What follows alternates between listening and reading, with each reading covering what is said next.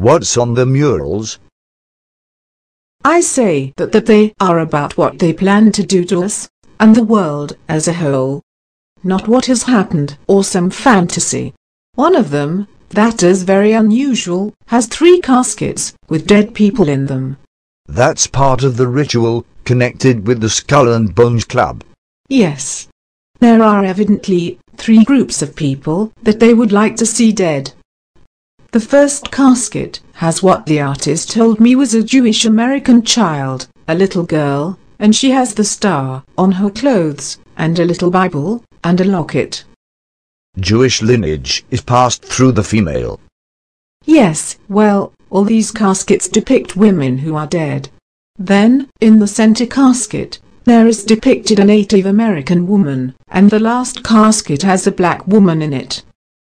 Now, normally I would not have thought too much about these murals if I had not done a lot of research. Even in the government documents, I have run across gene splicing discussions on how they would like to splice out specific races, and also, whoever these people are, do not like the Jewish people. This is just one of the huge murals.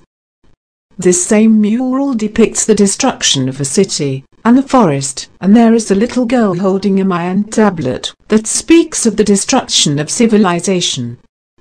There is a mural that depicts this thing, standing over a city, that looks like a green Darth Vader, with a sword, that has destroyed the city.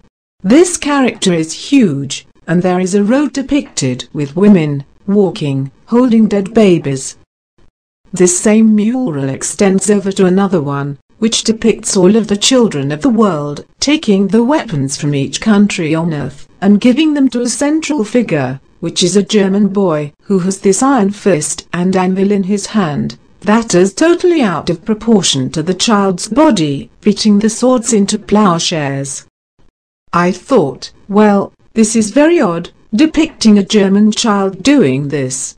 What all of this symbology in the airport mural seems to convey is that not only do we have a secret society behind this, but that it is a German secret society, working in the vicinity of the New World Control Center. It is interesting, when you consider Operation Paperclip, wherein all these Nazis were brought to the United States to be groomed, financed, and basically brought back into power. Well, I know they are here, because I have seen them, alongside the Americans, in the more sensitive areas of the airport. But these paintings are most disturbing, and very unusual.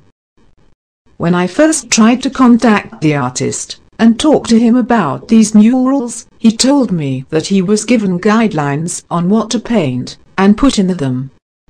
When I showed up in his studio, I asked to see the guidelines for the last 2 he was working on. He suddenly went brain dead and said, of course, there are no guidelines. It took myself and 2 other people over 8 months to figure out all the symbology that is embodied in these murals.